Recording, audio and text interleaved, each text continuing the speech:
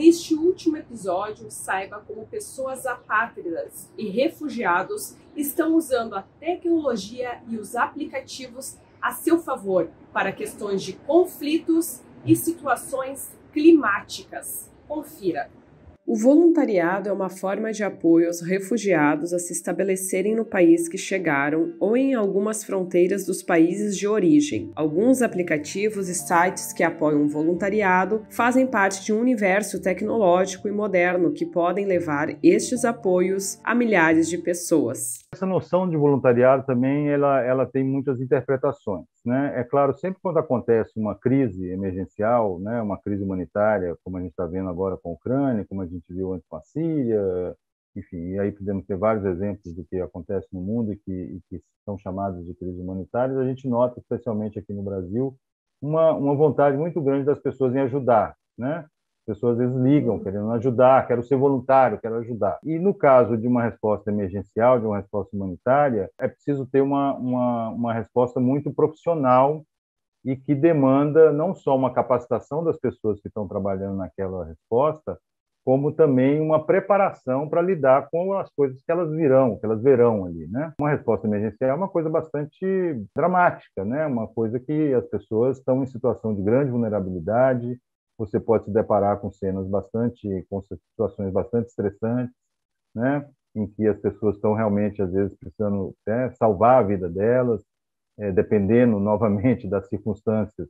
Você pode ter pessoas feridas, você pode ter pessoas fugindo de uma guerra, você pode ter pessoas chegando em alta tensão, em alta vulnerabilidade ou com muito estresse. Então, é preciso ter uma preparação para que essas pessoas possam atuar numa resposta emergencial ou mesmo no atendimento de pessoas refugiadas já numa situação um pouco mais estável. Essa pessoa, digamos assim, que liga, né, no impulso para dizer que quer ajudar, que quer participar, a gente geralmente recomenda que essa pessoa possa ajudar, por exemplo, fazendo uma doação financeira, porque ela vai certamente contribuir para que a nossa resposta tenha um melhor financiamento e, com isso, possa atingir um número maior de pessoas. A responsabilidade de proteção e de integração de refugiados é do Estado brasileiro. Claro que instituições da sociedade civil ajudam também, mas essa responsabilidade de proteção e de integração é do Estado brasileiro. Aqui no Brasil, o refugiado, ele pode obter documentos, ele pode trabalhar, ele pode estudar de maneira gratuita, ele pode exercer os mesmos direitos que qualquer outro cidadão nacional aqui no Brasil tem direito. Existem muitos tipos de voluntários para muitas demandas que uma pessoa refugiada pode requerer. Desde o advogado que faz a defesa do seu caso, até a pessoa que vai lhe entregar uma cesta básica. Não há uma hierarquia do que é o trabalho mais importante. O essencial é que todo voluntário tenha a missão de ao menos fazer uma escutativa e que possa oferecer um acolhimento humanizado em que ele saia desse atendimento com novas perspectivas. Há alguns sites para iniciar um voluntariado a pessoas refugiadas. São eles: acnur.org, cruzvermelha.org.br, atados.com.br, missãoonspaz.org, africadocoração.org. Quando a gente chegou em Uzhgorod, essa é uma cidade da Ucrânia que fica na fronteira com a Eslováquia, eu fui impressionado por todo lado. Cada metro tinha um voluntário que queria te ajudar, levaram para comer, para te dar abrigo. Depois a minha família viajou para a Eslováquia, lá foi a mesma coisa. Em cada cidade na Europa, os voluntários te receberam muito bem. Ayudaba muy bien. Soy acolhido de Casa Amiga, de la cual tuve conocimiento gracias a Instituto Mana. El mismo día que nosotros solicitamos el apoyo, la ayuda de esta institución, nos dio respuesta en menos de 3 horas, ya nos está dando respuesta, la cual nos ha brindado todo el apoyo necesario, como un techo donde dormir, comida, todo lo que tiene que ver con aseo personal, vestimenta, nos ha dado la oportunidad de tomar cursos. Estamos muy satisfechos por lo que estas personas han hecho por nosotros acá en Brasil. Existe dentro das Nações Unidas uma unidade, uma agência que se chama UNV, United Nations Volunteers, né? Em que existe uma série de ações que as pessoas podem também contribuir como voluntárias. desde um voluntariado gratuito, né, até um voluntariado profissional. Então, o voluntariado gratuito, por meio dessa plataforma UNV, a pessoa vai fazer traduções, vai fazer apoio administrativo, vai fazer monitoramento de projetos, uma série de funções em que ele se credencia nessa plataforma e atua como voluntário gratuitamente, né? Agora, existe um outro voluntariado remunerado que, sim, exige a capacitação dessas pessoas. E são postos regulares, né? Você chama essas pessoas de voluntários, mas elas são profissionais, é um voluntariado profissional. Mas para além dos sites que são ambientes mais conhecidos, a tecnologia chegou com os aplicativos. Através da palma das mãos, do celular, é possível notificar de tsunamis, achar locais, buscar notícias em ambientes de guerra sem internet, problemas ambientais e muito mais. Só trabalhadores humanitários, só instituições internacionais de ajuda humanitária como Cruz Vermelha, como alguns braços da ONU, como a Unicef, a Acnur, a OIM, não vão impedir que essa previsão aconteça. A gente precisa dos entes públicos, a gente precisa dos entes privados, com muito investimento em tecnologia.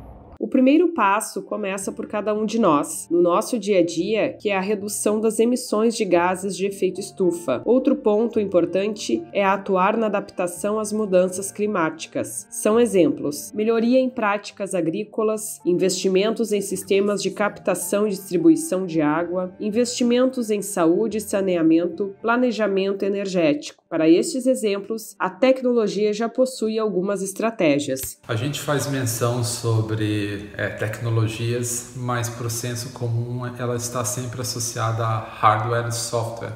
Mas eu também queria mencionar outras tecnologias chamadas tecnologias leves, que são tão importantes quanto as que eu mencionei anteriormente. E aí uma das que eu gostaria de citar é o apito. O apito é uma ferramenta, um dispositivo fundamental para que todo mundo carregue com facilidade. Não precisa de outra infraestrutura para funcionar, diferente da tecnologia. E ele é fundamental tanto para auxiliar, a alertar as pessoas próximas com relação a uma situação de emergência, como também é de fundamental importância para caso você esteja soterrado, esteja preso, esteja sendo localizado por equipes de emergência, tu consiga auxiliá-los na identificação. Vocês vão observar que nesses terremotos, como ocorreu no Haiti, as equipes de resgate elas sempre vão pedir para que as pessoas na proximidade façam silêncio, de modo que permitam pegar qualquer sinal sonoro das pessoas. E um apito é uma ferramenta fundamental. E aí, só para finalizar minha fala e trazer um exemplo que é senso comum para todos, se vocês recordarem nas cenas finais do filme Titanic, a atriz principal ela fica boiando sobre alguns objetos do navio naufragado e aí ela consegue pegar um apito e auxiliar as equipes de emergência então na sua localização.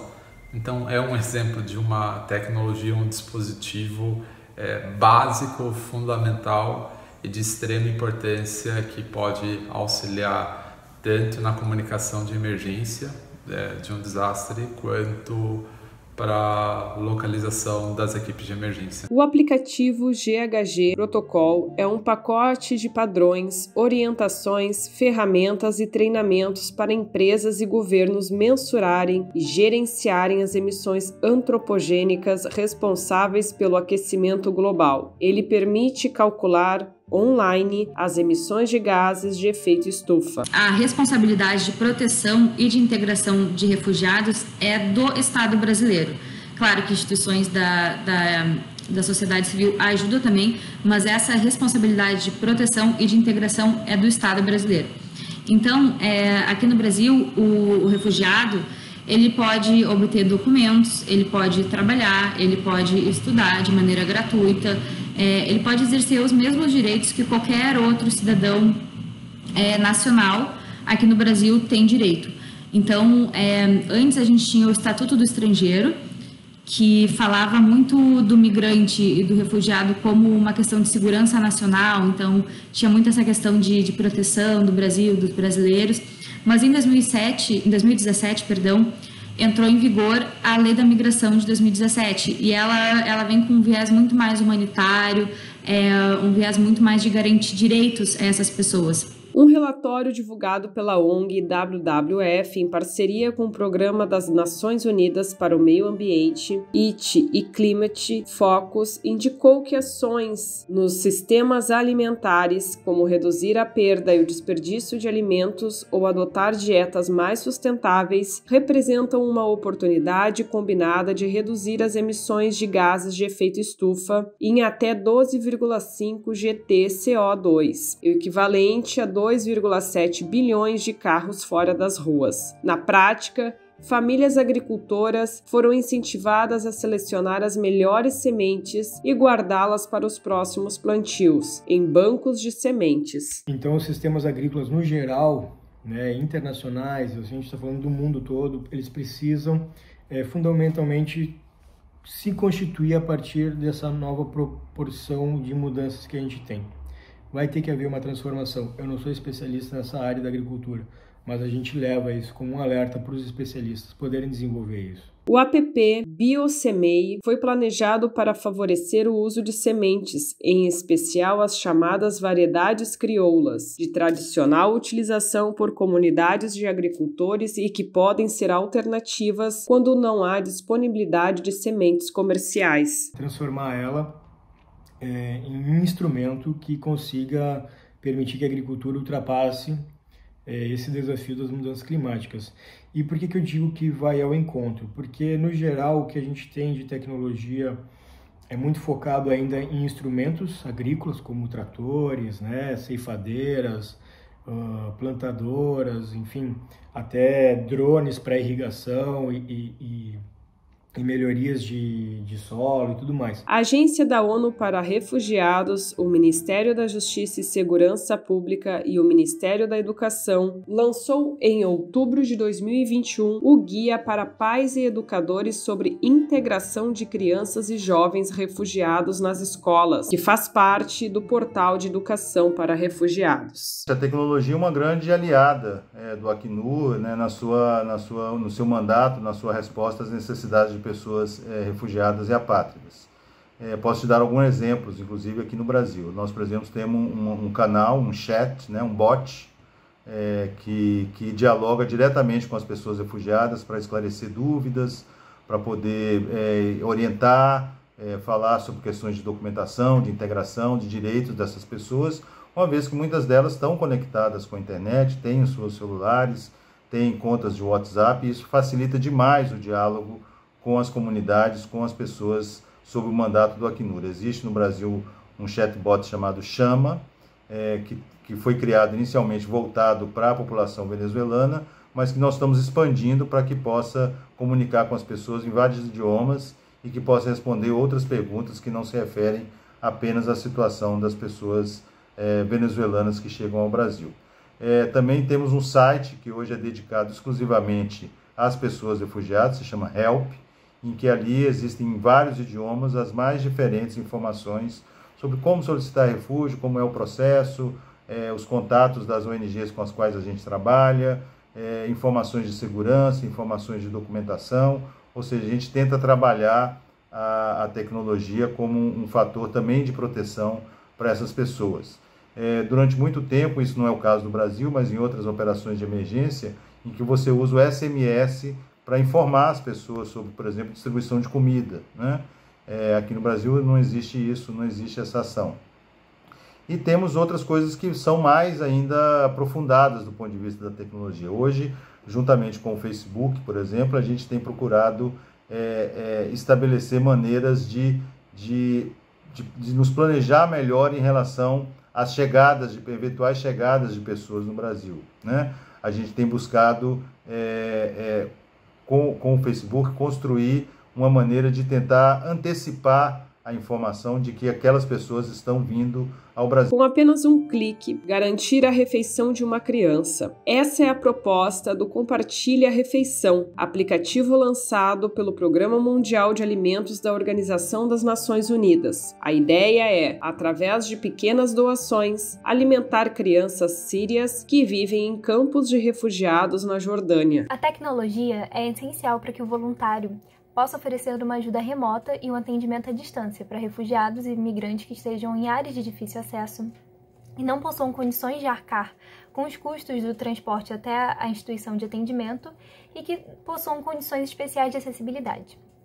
Esse atendimento à distância foi e ainda é primordial nesse contexto de pandemia de Covid-19, em que sabemos que as populações refugiadas são mais vulneráveis em questão ao acesso da saúde pública. A plataforma móvel educacional VRON fornece a pais refugiados ferramentas para transformar experiências cotidianas em momentos de criação cerebral com seus filhos, por meio de um programa piloto lançado em 2019 na Jordânia e no Líbano. A IRC envia dicas, técnicas e atividades das famílias sírias deslocadas que podem ser acessadas em dispositivos móveis. Então, o refugiado tem essa oportunidade de atuar em conjunto com a tecnologia para viabilizar esse atendimento.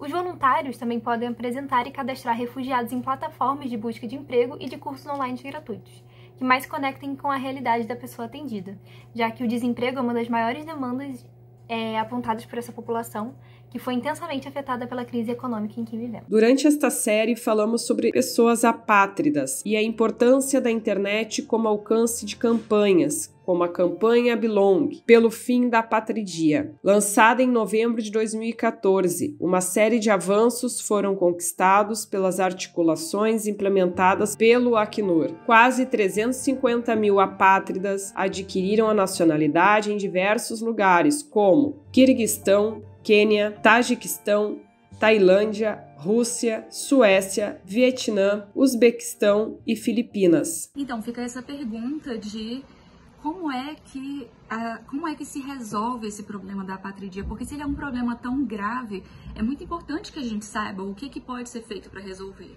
né? E aí, se a apatridia é a ausência de nacionalidade, o que a gente precisa para acabar com a apatridia é conferir nacionalidade. Essa nacionalidade pode ser conferida no nascimento. Então, você pode ter ações de prevenção à apatridia, que seria, por exemplo, isso que a gente tem aqui no Brasil, que é todos os que nascerem no território brasileiro são brasileiros por nascimento, né? Muito interessante isso, é uma coisa que não é comum, não é comum em vários países da Europa, né? E a gente tem essa prerrogativa, é uma coisa realmente a ser valorizada, está na Constituição Federal, artigo 12, tá? Um outro eixo que a gente precisa atuar para acabar com a apatridia é também o que eu falei mais cedo, que seria a ação de identificação.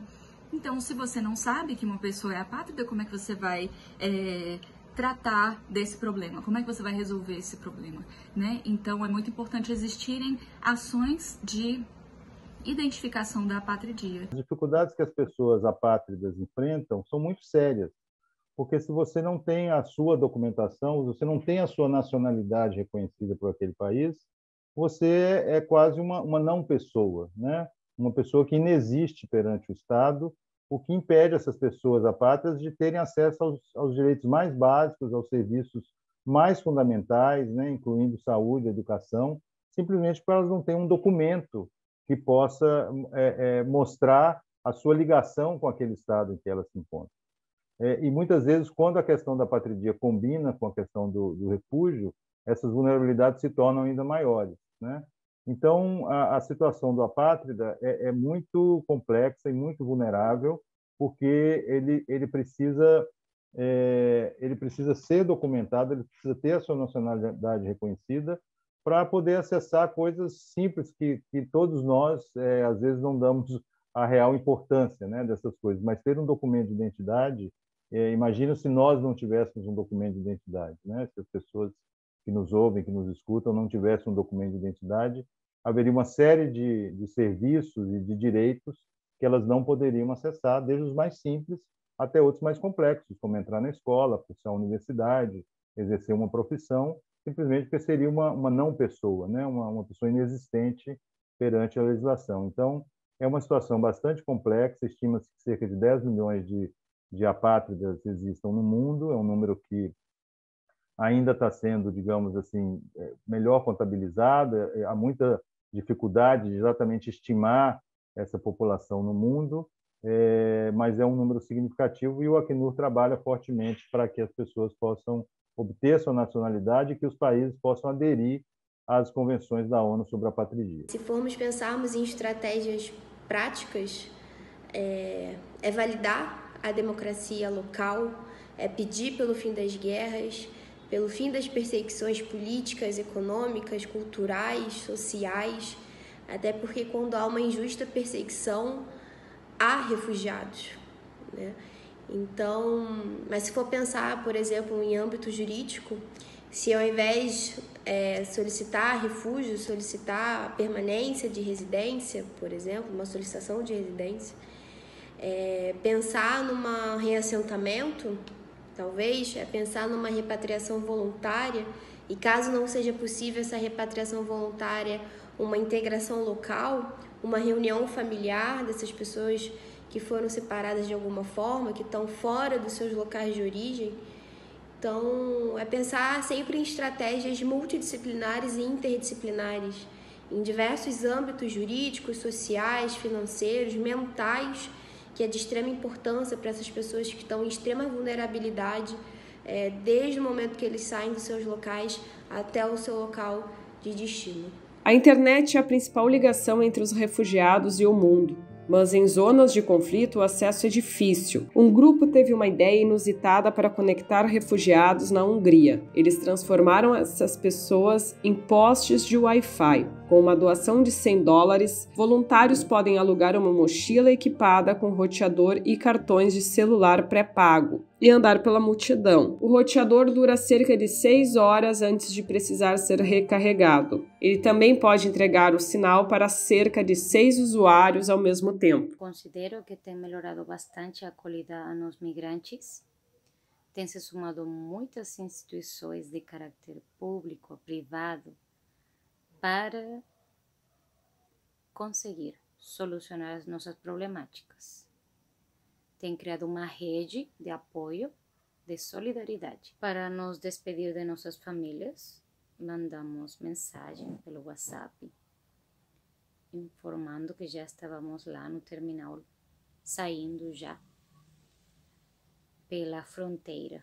O WhatsApp é uma das principais formas de comunicação entre refugiados e seus familiares e amigos. Apps como Skype permitem que os sírios façam ligações de graça por um preço muito baixo. O Google Maps e outros aplicativos de GPS são bastante populares entre os refugiados. Graças a essas ferramentas, as pessoas são capazes de desenhar as suas próprias rotas de fuga. O app TOT é uma plataforma brasileira de ensino e inclusão de pessoas refugiadas e imigrantes no mercado de trabalho de tecnologia. Formação em desenvolvimento web gratuito para pessoas refugiadas e imigrantes, com foco na empregabilidade e conteúdos totalmente voltados para o mercado de trabalho brasileiro. Então a gente está juntos aqui no Brasil e estou agradecendo a Deus que nós conseguimos escapar de lá. Очень счастливы, что мы вместе все и что мы вырвались в Бразилию. Наши маркы. Наши привет. Es un país que nos ha abierto las puertas, nos ha recibido con muchísimo amor, con todo el entusiasmo. Nos ha abierto muchas oportunidades que estas tenemos que aprovecharlas porque las oportunidades solo pasan una vez en la vida.